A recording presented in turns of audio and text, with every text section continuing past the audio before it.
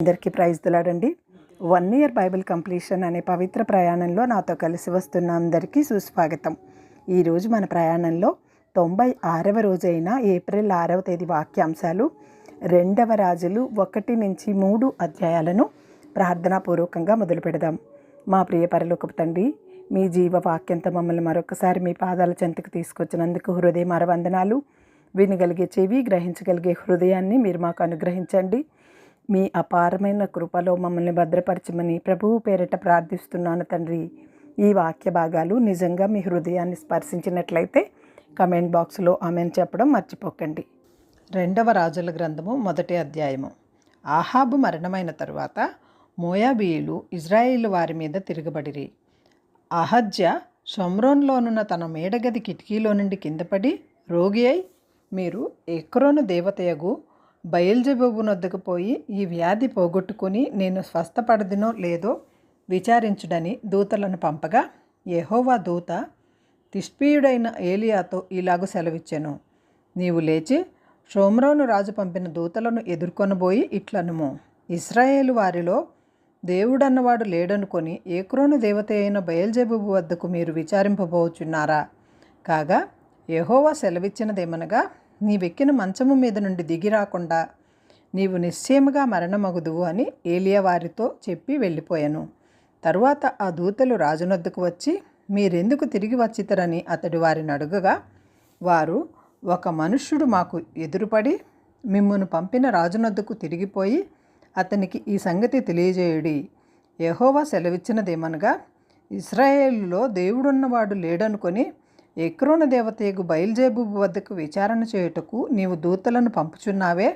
నీవెక్కిన మంచము మీద నుండి దిగి రాకుండా నిశ్చయముగా నీవు మరణమగుదువు అని అతడు పలికెనని వారు చెప్పగా, మిమ్మును ఎదుర్కొన వచ్చిన ఈ మాట చెప్పినవాడు ఎలాంటి వాడని రాజు అడిగెను. అందుకు వారు, అతడి గొంగళి ధరించుకొని నడుమునకు తోలిదట్టు కట్టుకొనిన వాడని ప్రత్యుత్తరమియ్యగా, ఆ మనుషుడు తిష్బీయుడైన ఏలియా అని అతడు చెప్పెను. వెంటనే రాజు 70 మందికి అధిపతి అయిన ఒకనిని వాని 70 మందితో కూడా ఏలియా వద్దకు పంపెను. అతడు కొండ మీద కూర్చొని ఉండగా అధిపతి ఎక్కి అతని సమీపమునకు పోయి, దైవజనుడా, నీవు దిగిరావాలనని రాజు ఆజ్ఞాపించుచున్నాడనెను. అందుకు ఏలియా, నేను దైవజనుడనైతే అగ్ని ఆకాశము నుండి దిగివచ్చి నిన్ను నీ 70 మందిని దహించునుగాక అని 70 మందికి అధిపతి అయిన వానితో చెప్పగా, అగ్ని ఆకాశము నుండి దిగి వానిని వాని 70 మందిని దహించెను. మరలా రాజు 50 మంది మీద అధిపతి అయిన మరొకనిని వాని 70 మందితో కూడా పంపగా, వీడు వచ్చి, దైవజనుడా, త్వరగా దిగిరమ్మని రాజు ఆజ్ఞాపించుచున్నాడనెను. అందుకు ఏలియా, నేను దైవజనుడనైతే అగ్ని ఆకాశము నుండి దిగివచ్చి నిన్ను నీ 70 మందిని దహించునుగాక అని చెప్పగా, ఆకాశము నుండి దేవుని అగ్ని దిగి వాని 70 మందిని దహించను. ఇంకను రాజు 70 మందికి అధిపతిమైన ఒకనిని వాని 70 మందితో కూడా పంపగా, 70 మంది మీద అధిపతి అయిన ఆ 3వ వాడు వచ్చి ఏలియా ఎదుట మోకాళ్ళూని, దైవజనుడా, దయచేసి నా ప్రాణమును నీ దాసులైన ఈ 70 మంది ప్రాణములను నీ దృష్టికి ప్రియమైనవిగా ఉండనిమ్ము. చిత్తగించుము. ఆకాశము నుండి అగ్ని దిగి వెనుకటి పంచదశాధిపతులను ఇద్దరిని వాని 70 మందితో కూడా దహించెను. అయితే నా ప్రాణము నీ దృష్టికి ప్రియమైనదిగా ఉండనిమ్మని మనవి చేయగా, యెహోవా దూత వానికి భయపడక వానితో కూడా దిగిపోమ్మని ఏలియాకు సెలవిచ్చెను కనుక అతడు లేచి వానితో కూడా రాజునొద్దకు వచ్చెను. అతడు వచ్చి రాజును చూచి, విచారణ చేయుటకు ఇశ్రాయేలు వారి మధ్య దేవుడు అన్నవాడు లేడనుకొని నీవు ఎక్రోను దేవతయగు బయల్జెబూబు నొద్ద విచారణ చేయుటకై దూతలను పంపితివే. నీవెక్కిన మంచము మీద నుండి దిగి రాకుండా నిశ్చయముగా నీవు మరణమగుదువు అని చెప్పెను. ఏలియా ద్వారా యెహోవా సెలవిచ్చిన మాట ప్రకారము అతడు చనిపోయెను. అతని కుమారుడు లేనందున యూదారాజైన యెహోషాపాతు కుమారుడైన యెహోరాము ఏలుబడిలో 2వ సంవత్సరమందు యెహోరాము అతనికి మారుగా రాజాయెను. అహజ్యా చేసిన ఇతర కార్యములను గూర్చియు ఇజ్రాయేలు రాజుల వృత్తాంతముల గ్రంథమందు వ్రాయబడి ఉన్నది. రెండవ రాజుల గ్రంథము 2వ అధ్యాయము. యెహోవా సుడిగాలి చేత ఏలియాను ఆకాశమునకు ఆరోహణము చేయింపబోవు కాలమున ఏలియాయు ఎలీషాయు కూడి గిల్గాలు నుండి వెళ్ళుచుండగా, ఏలియా, యెహోవా నన్ను బేతేలునకు పొమ్మని సెలవిచ్చియున్నాడు కనుక నీవు దయచేసి ఇక్కడ ఉండుమని ఎలీషాతో అనెను. ఎలీషా, యెహోవా జీవముతోడు నీ జీవముతోడు నేను నిన్ను విడువనని చెప్పగా, వారిద్దరును బేతేలునకు ప్రయాణం చేసిరి. బేతేలులో ఉన్న ప్రవక్తల శిష్యులు ఎలీషా యొద్దకు వచ్చి, నేడు యెహోవా నీ వద్ద నుండి నీ గురువును పరమునకు తీసుకొని పోవునని నీవెరుగుదువా అని ఎలీషాను అడుగగా, అతడు, నేనెరుగుదును, మీరు ఊరకుండుడనెను. పిమ్మట ఏలియా, ఎలీషా యెహోవా నన్ను యెరికోకు పొమ్మని సెలవిచ్చియున్నాడు గనుక నీవు దయచేసి ఇక్కడ ఉండుమని ఎలీషాతో అనగా, అతడు, యెహోవా జీవముతోడు నీ జీవముతోడు నేను నిన్ను విడవనెను. కనుక వారిద్దరూ యెరికోకు ప్రయాణం చేసిరి. యెరికోలో ఉన్న ప్రవక్తల శిష్యులు ఎలీషా వద్దకు వచ్చి, నేడు యెహోవా నీ వద్ద నుండి నీ గురువును పరమునకు తీసుకొని పోవునని నీవెరుగుదువా అని ఎలీషాను అడుగగా, అతడు, నేనెరుగుదును, మీరు ఊరకుండమనెను. అంతటా ఏలియా, యెహోవా నన్ను యోర్దానునకు పొమ్మని సెలవిచ్చి ఉన్నాడు గనుక నీవు దయచేసి ఇక్కడ ఉండమని ఎలీషాతో అనగా, అతడు, యెహోవా జీవముతోడు నీ జీవముతోడు నేను నిన్ను విడువనని చెప్పాను గనుక వారిద్దరూ ప్రయాణమై సాగి వెళ్ళిరి. ప్రవక్తల శిష్యులలో 70 మంది దూరమున నిలిచి చూచుచుండగా వారిద్దరూ యోర్దాను నది దగ్గర నిలిచిరి. అంతటా ఏలియా తన దుప్పటి తీసుకొని మడతపెట్టి నీటిని కొట్టగా అది యువతలకును అవతలకును విడిపోయెను. కనుక వారిద్దరూ పొడి నీళ్ళ మీద దాటిపోయిరి. వారు దాటిపోయిన తరువాత ఏలియా ఎలీషాను చూచి, నేను నీ వద్ద నుండి తీయబడక మునుపు నీ కొరకు నేనేమి చేయకూరదువో దానిని అడుగుమని చెప్పగా, ఎలీషా, నీకు కలిగిన ఆత్మలో 2 పాళ్ళు నా మీదకి వచ్చినట్లు దయచేయమనెను.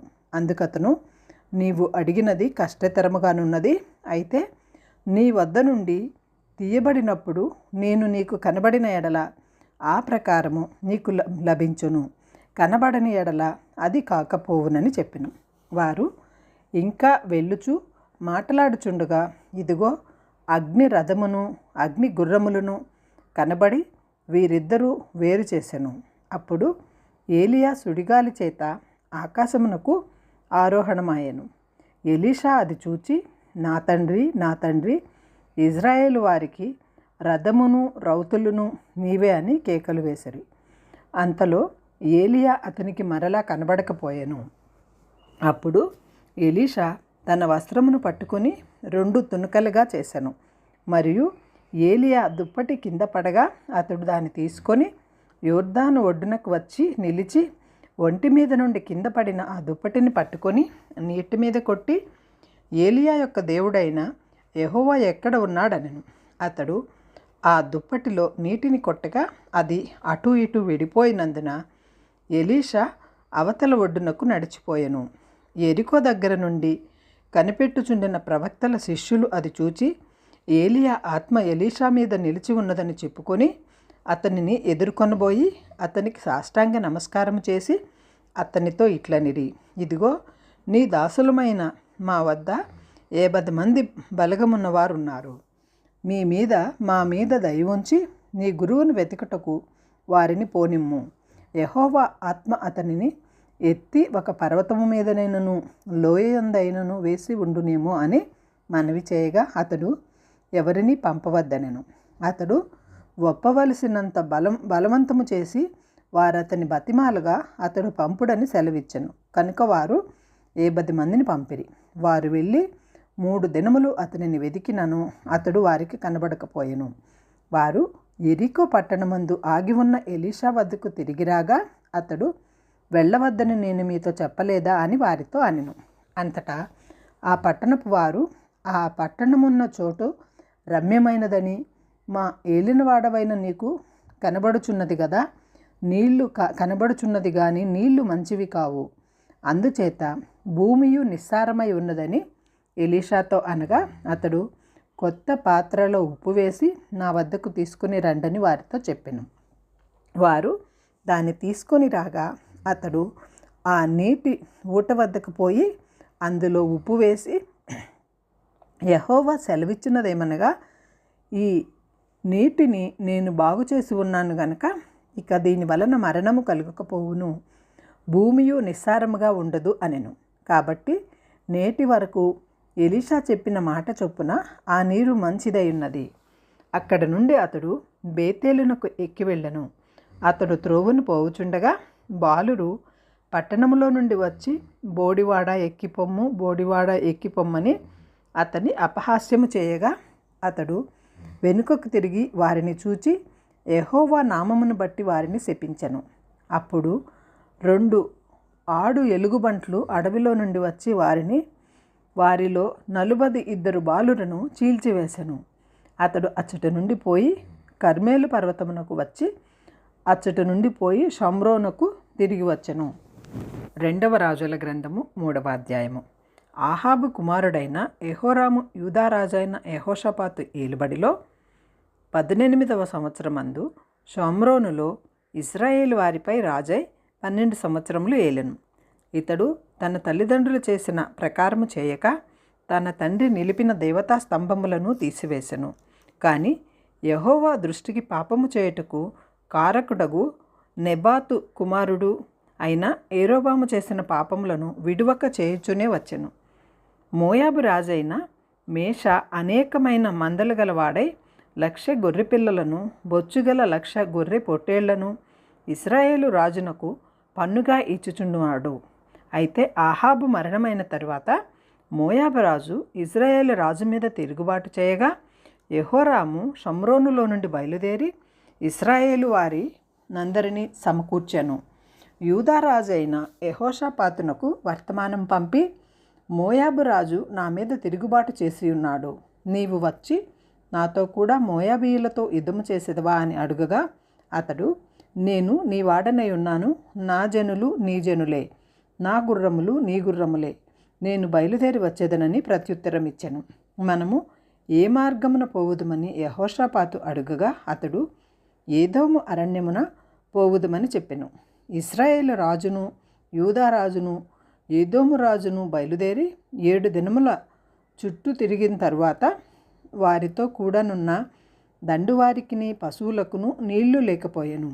ఇశ్రాయేలు రాజు కటకట 3 రాజులమైన మనలను మోయాబీయుల చేతికి అప్పగింపవలెనని యెహోవా మనలను పిలిచెననగా, యెహోషాపాతు అతని ద్వారా మనము యెహోవా వద్ద విచారణ చేయుటకు యెహోవా ప్రవక్తలలో ఒక్కడైనను ఇచ్చడలేడా అని అడిగెను. అంతటా ఇశ్రాయేలు రాజు సేవకులలో ఒకడు, ఏలియా చేతుల మీద నీళ్లు పోయిచు వచ్చిన షాపాతు కుమారుడైన ఎలీషా ఇక్కడ ఉన్నాడని చెప్పగా, యెహోషాపాతు, యెహోవా ఆజ్ఞ ఇతని ద్వారా మనకు దొరుకును. ఇశ్రాయేలు రాజును యెహోషాపాతును ఏదోము రాజును అతని వద్దకు రాగా, ఎలీషా ఇశ్రాయేలు రాజును చూచి, నాతో నీకు నిమిత్తమేమి, నీ తల్లిదండ్రుల ఉంచుకొనిన ప్రవక్తల వద్దకు పొమ్మని చెప్పెను.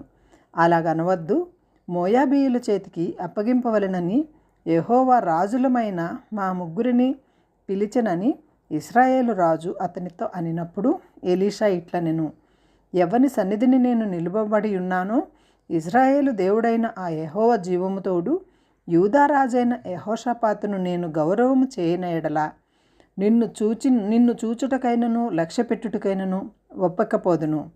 నా వద్దకు వీణ వాయించగల ఒకరిని తీసుకొని రమ్ము. వాద్యకుడొకడు వచ్చి వాయించుచుండగా యెహోవా హస్తము అతని మీదకి వచ్చెను గనుక అతడు ఈ మాట ప్రకటన చేసెను. యెహోవా సెలవిచ్చినదేమనగా, ఈ లోయలో చాలా గోతులను త్రవ్వించుడి. యెహోవా సెలవిచ్చినదేమనగా, గాలియే గాని వర్షమే గాని రాకపోయినను మీరును మీ మందలను మీ పశువులను త్రాగుటకు ఈ లోయ నీళ్లతో నిండును. ఇది యెహోవా దృష్టికి అల్పమే. ఆయన మోయాబీయులను మీ చేతికి అప్పగించును. మీరు ప్రాకారములు గల ప్రతి పట్టణమును, రమ్యమైన ప్రతి పట్టణమును కొల్లగొట్టి మంచి చెట్ల నెల్ల నరికి నీళ్ల బావులన్నిటినీ పూడ్చి సమస్తమైన మంచి భూములను రాళ్లతో నెరపివేయుదరు అనెను. ఉదయ నైవేద్యములు అర్పించు సమయమందు నీళ్లు ఏదోము మార్గమున రాగా దేశము నీళ్లతో నిండెను. తమతో యుద్ధము చేయుటకు రాజులు వచ్చి ఉన్నారని మోయాబీయులు విని అల్పులనేమి గనులనేమి ఆయుధములు ధరించుకొనని వారిని అందరినీ సమకూర్చుకొని దేశపు సరిహద్దునందు నిలిచిరి. ఉదయమందు వీరు లేచినప్పుడు సూర్యుడు నీళ్ల మీద ప్రకాశింపగా అవతలి నీళ్లు మోయాబీయులకు రక్తము వలె కనబడెను. కనుక వారు, ఇది రక్తము సుమా, రాజులు ఒకరినొకరు హతము చేసుకొని నిజముగా హతులైరి, మోయాబీయులారా దోపుడు సొమ్ము పట్టుకుందుము రండని చెప్పుకొనిరి. వారు ఇశ్రాయేలు వారి దండు వద్దకు రాగా ఇశ్రాయేలు వారు లేచి వారిని హతము చేయుచుండిరి. కనుక మోయాబీయులు వారి ఎదుట నిలువలేక పారిపోయిరి. ఇశ్రాయేలీయులు వారి దేశములో చొరబడి మోయాబీయులను హతము చేసిరి. మరియు వారు పట్టణములను పడగొట్టి సమస్తమైన మంచి భూభాగముల మీదను తల యొక్క రాయి వేసి నింపి నీళ్ల బావులన్నింటినీ పూడ్చి మంచి చెట్లన్నింటినీ నరికివేసిరి. కిర్హరేసేతు పట్టణమును మాత్రము వారు విడిచిపెట్టిరి కనుక దాని ప్రాకారము నిలిచి ఉండెను. కానీ వడిసెలలో విసరువారు దాన్ని చుట్టుకొని రాళ్ళు విసరుతూ వచ్చిరి. మోయాబు రాజు యుద్ధము బహి కఠినముగా జరుగుట చూచి కత్తి దూయు 700 మందిని ఏర్పరచుకొని ఏదోము రాజు వద్దకు తీసుకుని పోవుటకు ప్రయత్నించెను గాని అది వారి వలన కాకపోయెను. అప్పుడతడు తనకు మారుగా ఏలవలసిన తన జ్యేష్ఠ కుమారుని తీసుకుని పట్టణపు ప్రాకారము మీద దహన బలిగా అర్పింపగా ఇశ్రాయేలు వారి మీదకి కోపము బహుగా వచ్చెను. కనుక వారు అతనిని విడిచి తమ దేశమునకు మరలిపోయిరి.